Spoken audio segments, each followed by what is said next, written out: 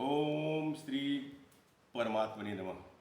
मित्रों, मेरा नाम पंडित श्रवण कुमार सारस्वत है। मैं 1978 में इलाहाबाद विश्वविद्यालय से संस्कृत से एमए की उपाधि मैंने प्राप्त किया है और मैं 1983 बैच का मध्य प्रदेश शासन का पीसीएस अधिकारी था, जो 31 जुलाई 2018 में छत्तीसगढ़ शासन से सेवानिवृत्त हुआ। मित्रों, मेरा एक चैनल है, उस चैनल का नाम है सनातन संस्कृति एवं नीति ज्ञान। इस चैनल का उद्देश्य सनातन संस्कृति एवं नीति संबंधी ज्ञान का प्रचार प्रसार करना है। मित्रों, आज का मेरा विषय है कि लक्ष्मी कहाँ निवास करती हैं और कहाँ निवास नहीं करती हैं, लक्ष्मी का स्वरूप क्या है। इस विषय पर हमारे वेदों में, महाभारत में, श्रीमद् भगवत गीता में, श्रीमद् भागवत महापुराण में और नीति ग्रंथों में जो उल्लेख किया गया है वह आपके सम्मुख में बताना चाहूँगा। ऋग्वेद के श्री सूक्त में लक्ष्मी को कमल पर निवास करने वाली, पद्मवासिनी, कमल युक्त पद्मिनी, कमल की माला धारण करने वाली पद्ममालिनी, कमल का स्वरूप वाली पद्मवर्णा इत्यादि नामों से संबोधित किया गया है। मित्रों, हमारे पुराणों में यह स्पष्ट लिखा गया है कि लक्ष्मी का मुख्य निवास स्थान भगवान विष्णु का वक्षस्थल वैकुंठ एवं विष्णुलोक है। महाभारत में एवं अन्य धार्मिक ग्रंथों में, प्रामाणिक ग्रंथों में उल्लेख मिलता है कि लक्ष्मी वहाँ निवास करती हैं जहाँ सत्य, धर्म, सत्कर्म, दान और बड़ों का सम्मान होता है। ऋग्वेद के श्री सूक्त में मुख्य रूप से कुल 15 ऋचाएँ हैं। उन ऋचाओं में लिखा गया है कि लक्ष्मी केवल धन की ही देवी नहीं है, बल्कि यश, कीर्ति, वैभव, ऐश्वर्य और मनुष्य के आंतरिक तेज की अधिष्ठात्री देवी भी हैं। महाभारत के शांति पर्व में यह स्पष्ट रूप से उल्लिखित है कि लक्ष्मी कहाँ कहाँ निवास करती हैं। लक्ष्मी वीर और तेजस्वी पुरुषों में, सत्य और ब्रह्मनिष्ठ लोगों में, धार्मिक लोगों में, दानी और उदार मनुष्यों में, स्वच्छ और पवित्र स्थानों पर, पशुओं और प्रकृति में, गाय के गोबर और गोमूत्र में, हाथी के मस्तक पर, शेरों की गर्जना में, सरोवर में खिले हुए कमल के फूलों में,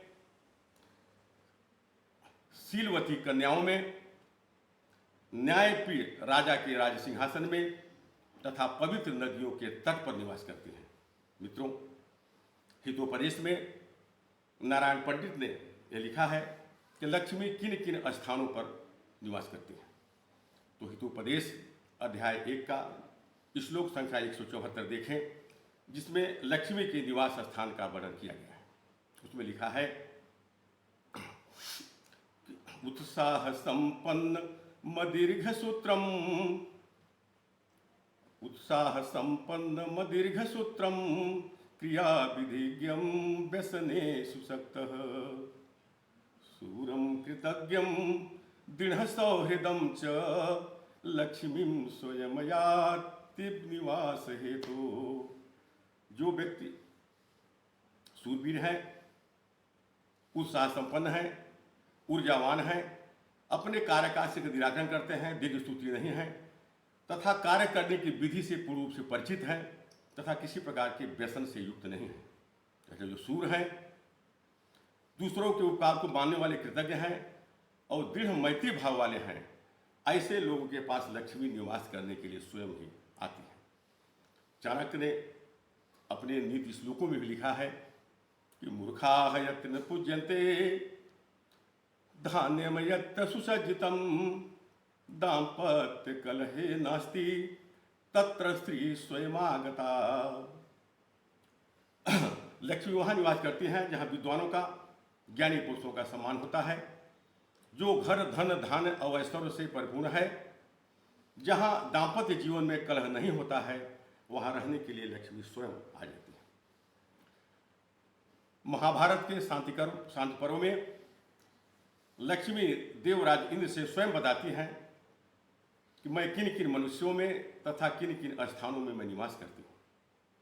तो महाभारत के शांति पर्व का अध्याय 228 देखें, जिसमें लक्ष्मी के निवास का वर्णन किया गया है। वसामि नित्यं सुभगे प्रगल्भे दक्षे नरे कर्मणि वर्तमाने। वसामि नित्यं सुभगे प्रगल्भे दक्षे नरे कर्मणि वर्तमाने। अक्रोधने देव परे कृतज्ञे जितेन्द्रिये सत्ववृत्ति स्थिते च। वसामि नित्यम सुभगे प्रगल्भे, जो सौम्य स्वभाव के हों, प्रगल्भ हों, चतुर हों। वसामि नित्यम सुभगे प्रगल्भे दक्षे नरे, अपना कार्य करने में कुशल हों। कर्मणि वर्तमाने, और अपने कार्य में संलग्न हों, पौरुष से के साथ लगे हुए हों। देव परे, देवताओं की पूजा करने वाले हों, देवपरायण हों। अक्रोधने, क्रोध न करने वाले हों। जितेंद्रिय, और जितेंद्रिय हों। तथा सत्वस्थिते च, और जो सत्य और सत्य के मार्ग पर अडिग रहने वाले हों, ऐसे मनुष्यों के पास लक्ष्मी निवास करती हैं। मित्रों, पुराणों में यह उल्लेख मिलता है कि लक्ष्मी केवल मनुष्य में ही नहीं, पवित्र और स्वच्छ स्थानों में, पशु पक्षियों में भी निवास करती हैं, और पशु में भी निवास करती हैं। एक श्लोक है पुराणों का, उसमें लिखा हुआ है कि गोष्ठे च नित्यम सरसीरुहे च शंखे च पद्मे च वसामि नित्यम। विप्रेषु वेदाध्ययनेषु नित्यम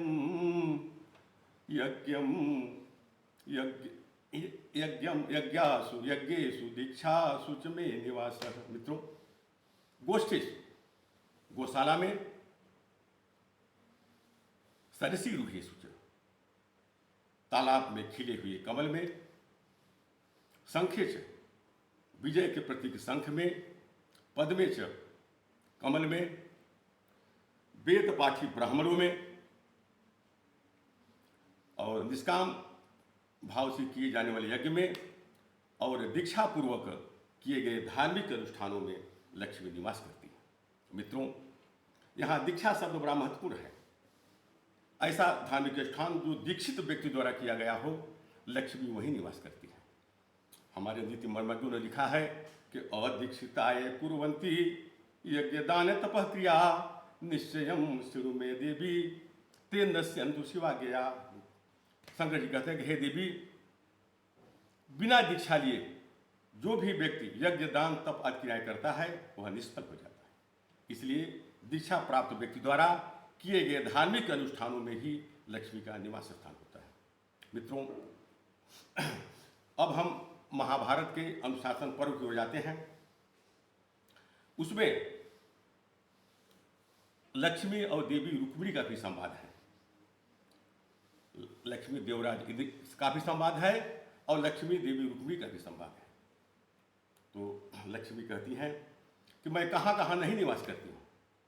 तो ना कर्मशीले पुरुषे वसामि न नास्तिके सांकरिके कृतघ्ने न भिन्न वृत्ते न निशंस वृत्ते न चापि चौरे न च गुरुस्य सूयके।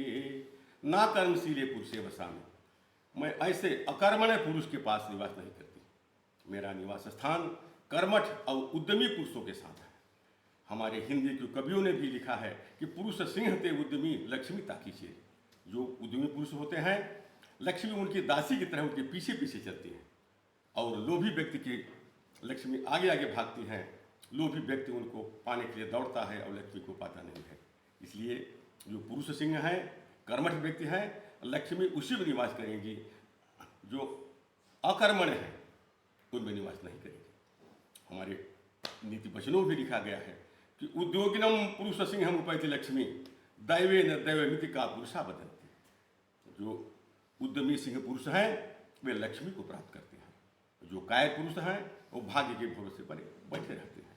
दैवम निहत्य कुरु पौरुषम आत्मसत्या। इसलिए व्यक्ति को अपने भाग्य को छोड़कर अपने पौरुष के अनुसार पूरा प्रयास करना चाहिए, पूरा श्रम करना चाहिए, परिश्रम करना चाहिए। ऐसी स्थिति में लक्ष्मी सदैव सुमुखिम प्रददातु शंभु। भगवान शंकर ऐसे व्यक्ति को स्थिर लक्ष्मी प्रदान करेंगे। तो ना कर्मशीले पुरुषे वसामी न नास्तिके सांकरिके कृतघ्ने। जो नास्तिक हैं, जिनका ईश्वर में, वेदों में और धर्म में विश्वास नहीं है, सांकरिके जो भ्रष्ट आचरण वाले हैं, वर्णशंकर हैं, कृतघ्ने जो किसी के उपकार को नहीं मानते हैं, किसी ने उनके ऊपर उपकार कर दिया तो कृतज्ञ होते हैं, वो नहीं मानते हैं। ऐसे लोगों में भी लक्ष्मी का निवास स्थान जो है वो नहीं होता। न सांकरिक कृतज्ञ, न भिन्न वृत्ति न निसंग वृत्ति। जो शास्त्र संबद्ध विधि से भिन्न वृत्ति वाले हैं, शास्त्रों में जो विधि क्रिया की बताई गई है उससे हटकर जो कार्य काम करते हैं, उनमें भी लक्ष्मी निवास नहीं करती। और निसंग वृत्ति जो क्रूर है, निर्दयी है, हिंसा आदि कार्यों में संलिप्त रहते हैं, उन्हें भी लक्ष्मी का निवास नहीं होता। न चापी चौरे, चोर में भी लक्ष्मी निवास नहीं करती। और जो गुरुओं का, बड़े लोगों का निंदा करता है, उसमें भी लक्ष्मी का निवास नहीं होता। तो इसी संदर्भ में चाणक्य ने भी अपने ग्रंथों में, नीति वाक्य में लिखा है कि लक्ष्मी कहाँ कहाँ नहीं निवास करती। उसको आप देखें, कुचैलिनम दंतमलोपधारिणम बहवासिनम निष्ठुरभाषिणम च सूर्योदये चास्तमिते शयानम विमुंचति स्त्री यदि चक्रपाणी। कुचैलिनम, मैले कुचैले वस्त्र पहनने वाले, जिनके वस्त्र हमेशा मैले कुचैले रहते हैं, अशोभनीय रहते हैं, ऐसे व्यक्तियों के पास लक्ष्मी नहीं जाती। मित्रों, वस्त्र का भी अपने आप में बहुत बड़ा महत्व है। सुंदर वस्त्र, दिव्य वस्त्र व्यक्ति में आत्मसम्मान की भावना पैदा करता है। इसलिए वस्त्र से क्या होता है, ऐसा विचार नहीं करना चाहिए। इस विषय में एक नीति श्लोक आपको बताना चाहूँगा, जिसमें लिखा गया है कि किम वास स्वयं न विचारणीयम वास प्रधान खलु योग्यताया। वस्त्र से क्या होता है, ऐसा विचार नहीं करना चाहिए, क्योंकि योग्यता के अनुसार वस्त्र प्रधान होता है। तो पीताम्बरम वीक्ष ददौ तनुजाम दिगंबरम वीक्ष विषम समुद्र। समुद्र से लक्ष्मी प्रकट हुई थी और विष भी प्रकट हुआ था। तो पीताम्बरधारी भगवान विष्णु को देखा समुद्र ने, तो ददौ तनुजाम, अपनी पुत्री लक्ष्मी को सौंप दिया। अब दिगंबरम वीक्ष विषम समुद्र, दिगंबरधारी बिना किसी वस्त्र के नंगे धड़ंगे शंकर जी को देखा तो उनको विष दे दिया। इसलिए मित्रों, वस्त्र से क्या होता है कि वास संयम न विचारणीय, ये विचार नहीं करना चाहिए। वासा प्रधान खल योग्यताया है, योग्यता के अनुरूप वस्त्र प्रधान है। इसलिए आदमी को हमेशा स्वच्छ, पवित्र, दिव्य वस्त्र धारण करना चाहिए। और ऐसे ही पुरुषों के पास लक्ष्मी निवास करती है जो दिव्य वस्त्र धारण करते हैं। तो कुचैलिनम दंतमलोपधारिणम, जो मैले कुचैले वस्त्र पहनने वाले हैं उनके यहाँ लक्ष्मी नहीं रहती है। दंतमलोपधारणम, जो कभी मंजन नहीं करते, दांतों को साफ नहीं करते। कुचैलिनम दंतमलोपधारिणम बहवासिनम, जो बहुत ज़्यादा खाना खाते हैं। निष्ठुर भाषिणम च, और जो कठोर वाणी बोलते हैं। सूर्योदय शास्त्रमित शयानम, जो सूर्योदय के बाद तक सोते रहते हैं और सूर्यास्त में ही सोना शुरू कर देते हैं। तो इस प्रकार का आचरण यदि कोई व्यक्ति करता है तो उसके यहाँ लक्ष्मी नहीं रहती, लक्ष्मी त्याग देती है। यहाँ तक कि विमुंचति स्त्री यदि चक्रपाणी, यदि चक्रपाणी भगवान विष्णु भी इस दिनचर्या का पालन करेंगे, इस प्रकार का आचरण करेंगे, तो लक्ष्मी उनको भी त्याग देगी। इसलिए है मित्रों, लक्ष्मी ने बड़े स्पष्ट शब्दों में बताया है कि इन गुणों के वजह से ऐसे लोगों के पास मैं निवास नहीं करती जिनमें ये अवगुण पाए जाते हैं। मित्रों, अब हम श्रीमद् भागवत के प्रथम स्कंद के अध्याय 17 में देखते हैं। श्लोक संख्या 38-39 है, जिसमें कलयुग के निवास स्थान का वर्णन किया गया है। कलयुग किन किन स्थानों पर निवास करता है। तो जिन जिन स्थानों पर कलयुग का निवास होता है वहाँ पर लक्ष्मी निवास नहीं करती है। तो इसमें देखिए कहाँ कहाँ कलयुग निवास करता है। पुनश्च पुनश्च जात रूपमदात् प्रभु ततो अनृतम दर्पम मदम कामम च भैरवम मदम का कामम च पंचमम। कहाँ कहाँ का युग निवास करता है? एक तो निवास करता है अनृत में, झूठ में। जहाँ झूठ है वहाँ लक्ष्मी निवास नहीं करती। मदम मदिरालयों में निवास करता है, इसलिए वो वहाँ भी लक्ष्मी का वास नहीं है। कामम वेश्यालयों में कलयुग का निवास स्थान है, इसलिए वहाँ भी लक्ष्मी का निवास स्थान नहीं रहता। जो रजोगुण में अत्यधिक लिप्त हैं, ऐसे व्यक्तियों में भी लक्ष्मी का निवास नहीं होता। वैरम च पंचमम, जो आपस में वैर भावना रखते हैं, ऐसे लोगों के यहाँ भी लक्ष्मी निवास नहीं करती। इस प्रकार मित्रों, व्यक्ति को ऐसे स्थानों को, जो महात्मा हैं, महापुरुष हैं, राजा हैं, गुरु हैं, लोकपाल हैं तथा धर्मिष्ठ लोग हैं, उनको ऐसे स्थानों का परित्याग कर देना चाहिए। मित्रों, लक्ष्मी के गुणों के विषय में और लक्ष्मी कहाँ कहाँ निवास करती हैं, कहाँ कहाँ निवास नहीं करती हैं, इस विषय में हमने संक्षेप में आपको बताया। महाभारत के शांति पर्व अध्याय 228 में लक्ष्मी ने अपने स्वरूप का वर्णन किया है। लक्ष्मी ने अपना 7 स्वरूप बताया है। भूति, श्री, श्रद्धा, मेधा, स्मृति, सिद्धि और प्रसिद्धि। किंतु पद्म पुराण में लक्ष्मी स्तोत्र में लक्ष्मी के 12 स्वरूप बताए गए हैं। ईश्वरी कमला लक्ष्मी चला भूतिर हरिप्रिया पद्मा पद्मालया संपत रमा श्री पद्मधारिणी। ये 12 स्वरूप लक्ष्मी के पद्म पुराण के लक्ष्मी द्वादश नाम स्तोत्र में बताए गए। मित्रों, हम यहाँ देखेंगे कि योगेश्वर श्री कृष्ण ने भी गीता के 10वें अध्याय के श्लोक नंबर 34 में लक्ष्मी के इन्हीं गुणों को अपनी विभूतियों के रूप में वर्णित किया है। वो लिखा है, कीर्तिर्स्त्री वाक नारीणाम स्मृतिर्मेधातिथि क्षमा। कीर्ति, वाक, श्री, स्मृति, मेधा, धृति और क्षमा, ये योगेश्वर भगवान श्री कृष्ण की विभूति हैं। इस प्रकार इन विभूतियों को, जो लक्ष्मी के गुण बताए गए हैं, भगवान ने अपनी विभूति के रूप में इसको चित्रण किया है। अब अनुशासन पर्व के अध्याय 11 का श्लोक संख्या 13 देखें, जिसमें देवी लक्ष्मी ने रुक्मिणी के साथ संवाद करते हुए बताया है कि मैं किन किन नारियों में निवास करती हूँ, उन नारियों में कौन कौन से गुण होते हैं जहाँ मैं निवास करती हूँ। तो सत्यासु नित्यम प्रिय दर्शनासु सौभाग्यशीलासु गुणान्वितासु वसामि नारीषु पतिव्रतासु कल्याणशीलासु सुभूषितासु। मैं ऐसी नारियों में निवास करती हूँ जो सत्यनिष्ठ हो, सत्यासु नित्यम प्रिय दर्शनासु, सौम्य स्वभाव की हो और गुणान्विताया, उनमें स्त्री के जो गुण हैं, अच्छे गुण हैं, उनमें होने चाहिए, उन नारियों में निवास करता हूँ।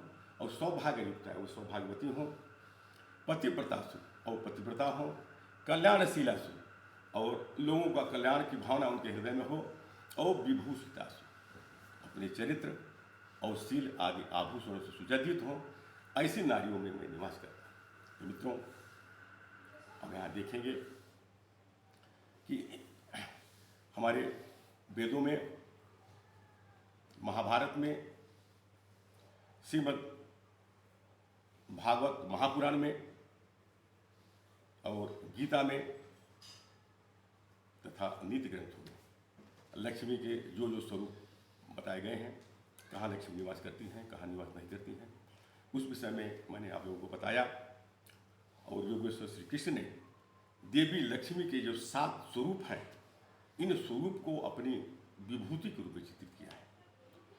और जिन नारियों में ये विभूतियाँ होती हैं, ये गुण होते हैं, वही नारी भी गृह लक्ष्मी के पद पर शोभित होती है और अपने परिवार को स्वर्ग बना के रखती है। और जिन स्त्रियों में ये गुण नहीं होते, वे अपने परिवार के लिए कलंक होती हैं और लोगों में आज वो व्याधियाँ पैदा करती हैं। कालिदास ने अभिज्ञान शाकुंतलम नाटक के चतुर्थ अंक में कर्ण और ऋषि से ये बात कहलवाया है। जब शकुंतला की विदाई हो रही थी तो कर्ण और ऋषि ने देवी लक्ष्मी के इन गुणों को इंगित करते हुए शकुंतला को उपदेश दिया। अवंत में कहा कि जानते वम गृहिणी पदम युवतयो वामा कुलस्याधयः। इन गुणों को धारण करने वाली स्त्रियां श्रेष्ठ राजलक्ष्मी पद को, गृहलक्ष्मी पद को धारण करती हैं, प्राप्त होती हैं। वामा कुलस्याधयः, जो इसके विपरीत आचरण करती हैं वह कुल के लिए आदि होती हैं, व्याधि होती हैं, संताप पैदा करती हैं और कलंक होती है। इस प्रकार मित्रों, आज मैं आपसे इतना ही बताऊंगा।